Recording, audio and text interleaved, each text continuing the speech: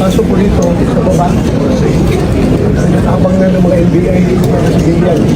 Pinarang ako, ayaw ko pakyatin. So nakipag-wrestling ko sa kanila kasi ipigilan ko eh. Kaya nagkatawag na dito. So nakipag-wrestling ko sa kanila para makapasok ako dito. Bakit daw po nila kayo hinaharang? Ay, so, baka ayaw na ako makabuto para hindi mapalitan ang liderato na sinabi. Ang request ng isa rin again subscriber. This is for entertainment use. Ang tamaan ay huwag magagalit. Chill lang. Ganon. At take it as an entertainment issue. Ito po ay si Ronald De La Rosa alias Bato. Yan, Senator Bato ang tawag sa kanya bilang Bato. Yan. Ito na po. Bigyan mo po ako kung ano ang nakikita nyo po kay Ronald De La Rosa alias Senator Bato. Again, ikutin natin. Ayan. Oops. Actually po, ito ay hindi dahil sa isang commitment. Pero parang ikinasal po siya sa kanyang commitment bilang isang mambabatas o bilang isang politician. Pinanganak po talaga siya na may karisma sa tao, karisma sa mga nakapalibot sa kanya. Pero marami ang kumu-question sa loyalidad niya sa ating dating presidente. Hindi ko alam bakit. Ayan. Marami pong kumu-question ng kanyang tunay na loyalty sa dating Presidente Duterte. Ayan na po. Ayan. Na kung tutuusin ay kumbaga siya talaga ang nagpakilala sa buong mundo kay Senator Bato. Hindi ko alam bakit ang daming kumu-question ng loyalty niya. Ito po yung sabi ng tarot. At mahaharap po ang ating Sir Bato, Sir Ronald De La Rosa Bato. Ayan. Sa isang maatikabong pagsagot sa ito po ay isang paglilitis again na maaring masangkot po sa ang ating Sir Bato, Sir Ronald De La Rosa. Ito ay usapin ng pagpatay. Ayan po. Batas ng pagpatay. Pero ito po ay depende sa kanya kung ito po ay masasagot niya at may paliliwanag ng maayos. At ito po ay nag-uugnay sa dating batas na ipinukol din sa ating dating president. Pero according to this, kung makikita ninyo po, andito po si tatay, yung dating president. Andito po si Sir Bato. At yung babae po ay nagsisignifies ng pagpapaliwanag. Babae nga pagpapaliwanag. At nakikita nyo yung mga aso. Ito yung mga tahol ng tahol at gustong siya ay pagpaliwanagin.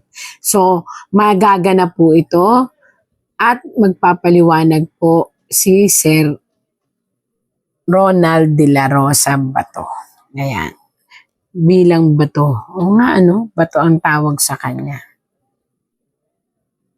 And again, susubukan na naman muli ng mga tao na galit sa grupo.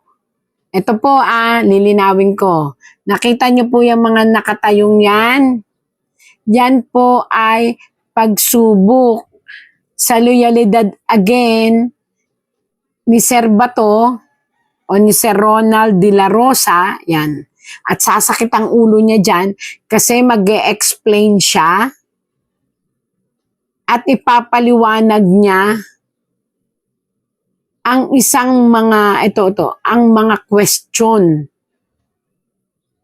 na may kinalaman, lagi siyang ididikit dito kay ating Tatay Digong.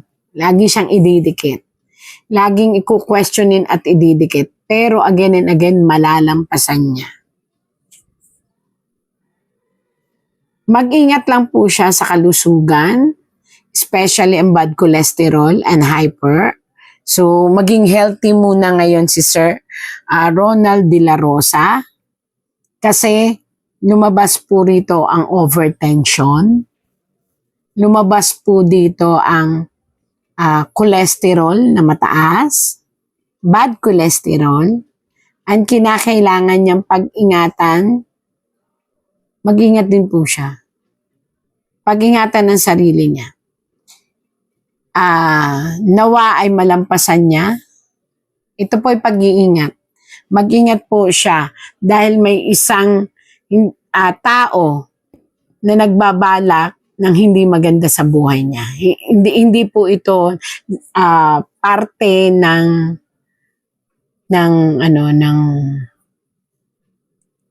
kanyang trabaho.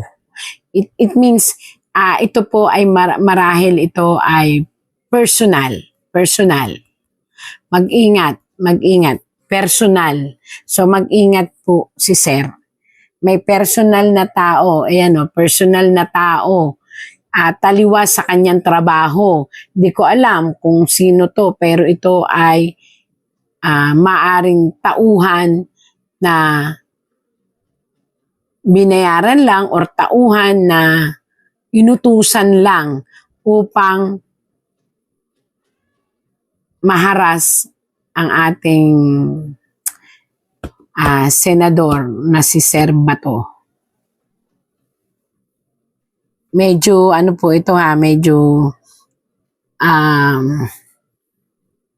kailangan ang matinding pag-iingat.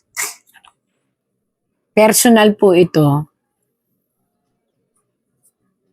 And again, naku.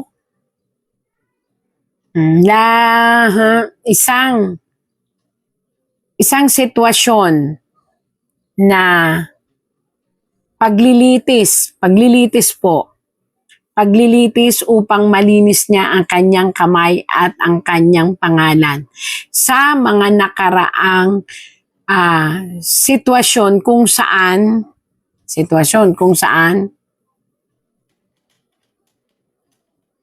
dati pa ito sa nakaraan niyang posisyon, hindi pa siya Senado. Ayan po. Hindi ko alam kung ano yon. Hindi pa siya nun Senado, tapos parang nanunungkulan pa siya sa Davao. Parang ganun po. Again, yun naman po ay maipapaliwanag sa isang maayos na pamamaraan. At malilinis niya ang kanyang pangalan, kaya lang mag-ingat. Pinag-iingat po siya ng tarot. Pinag-iingat po siya sa everyday life niya, sa kanyang paglalakbay o sa paglabas-labas. Minsan, nakakatulong din po ang tarot upang makapag-ingat ang bawat individual. Yun lang po. Sa ngayon po, kinakailangan pong mag-ingat ang ating senador. And hopefully, talagang makauwi si Tatay Digong kasi ganun na lang po yung pangungulila niya at depresyon. At sa totoo lang, ang daming bumabatikos man ng kanyang loyalidad pero sa puso't isip niya ito, diehard naman po siya. At yun nga, nananahimik lang siya kasi wala rin siyang masasabi. Wala rin siyang pwedeng sabihin dahil alam niya na darating ang point of time, palaging dawit ang pangalan niya pag sinabing President Duterte.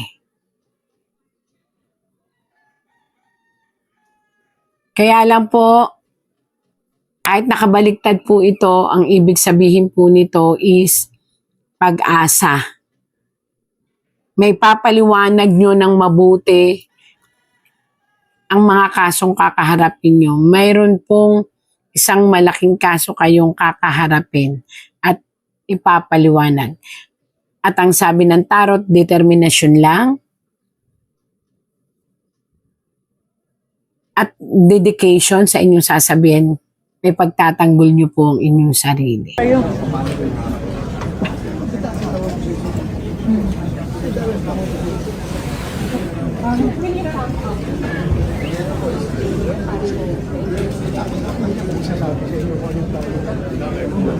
Sen, marami nang tatanong paano daw po nila nakuha yung sugat na yan. Ano ba talaga nangyari kanina? Paso po dito, sa baba. Nakabang na ng mga NBI sa ganyan. Inaarang ako, ayaw ko pagkatin. So nakipag-wrestling ko sa kanila kasi ipigilan ko eh. Kaya nagkatawag na dito. Nakipag-wrestling ko sa kanila para makapasok ako dito. Bakit daw po nila kayo hinaharang? I don't know. Baka ayaw niya akong makabuto para hindi mapalitan itong liderato na sinabi. So nagagalit. Ano pa bang ibang purpose to? Bakit po nila yun? Walang paliwanag. Paliwanag ka pa. Hingi ka pa ng paliwanag na wrestling na kayo? Buhan na kayo? So nilan po yun, Sen? Akyat. Ang isip ko doon is not to whatever. I-counter sila. Isip ko lang makapasok dito para makabuto. Sa ground floor yan kanina? Sa ground Doon sa baba, sa garahe. Sa garahe. Pero sir, hindi na kayo mawawala kahit merong parang sinasabi may warrant daw ng ICC. Sige lang, basaan dito lang. Oh.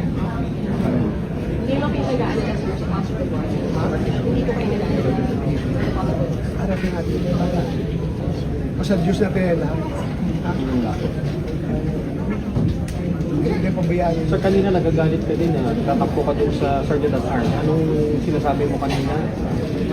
Kasi doon nakastambay sa malapit sa opisina sa Sergeant at Arms yung mga NBI na nasabihan eh.